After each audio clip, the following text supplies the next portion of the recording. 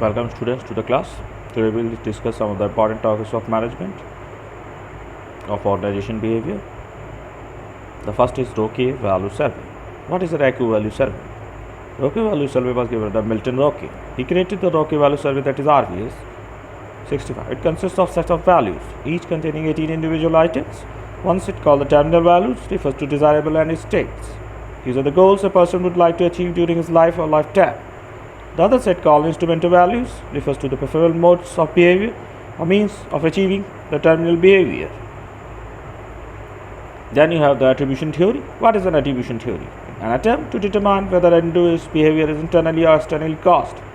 In that we have fundamental attribution error, the tendency to underestimate the influence of external factors and overestimate the influence of internal factors when making judgments about the behavior of others. A self-serving bias. What is self-serving bias? The tendency for individuals to attribute their own success to internal factors and put the blame for failures on other external factors. They put the blame on other external factors. What is selective perception? Selective perception is the tendency to selectively interpret what one sees on the basis of one's interest, background, experience, and attitudes. There are some of the important terms like halo effect. What is a halo effect? The tendency to draw a general impression about an individual on the basis of a single characteristic. Then you have contrast effect, evaluation of a person's characteristics that is affected by comparisons with other people recently encountered who rank lower or higher on the same characteristics. Then you have stereotyping. These are one of the very important terms of organizational behavior. Stereotyping, judging someone on the basis of one's perception of the group to which that person belongs. Then you have self-fulfilling prophecy.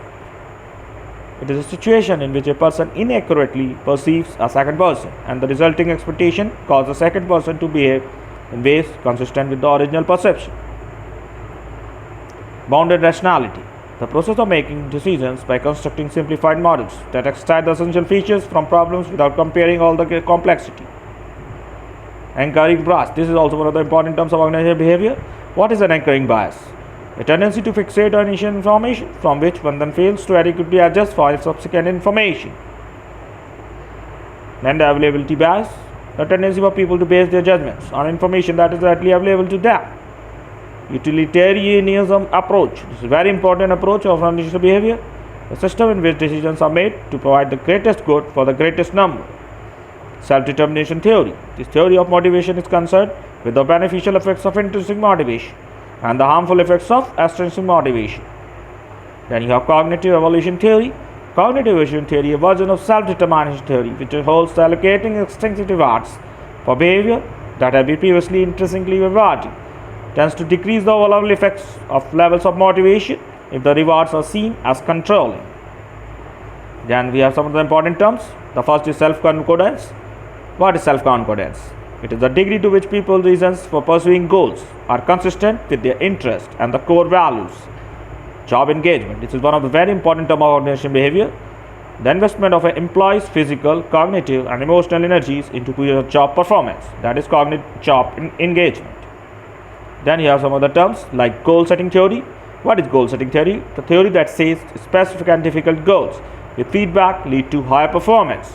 You should have the goals very specific and the feedback should be there. That will lead to high performance. Then you have reinforcement theory, very important theory of organizational behavior. A theory that says that the behavior is a function of its consequence. I hope you like the lecture. If you like the lecture, do subscribe to the channel and hit the bell icon. We'll meet in the next lecture.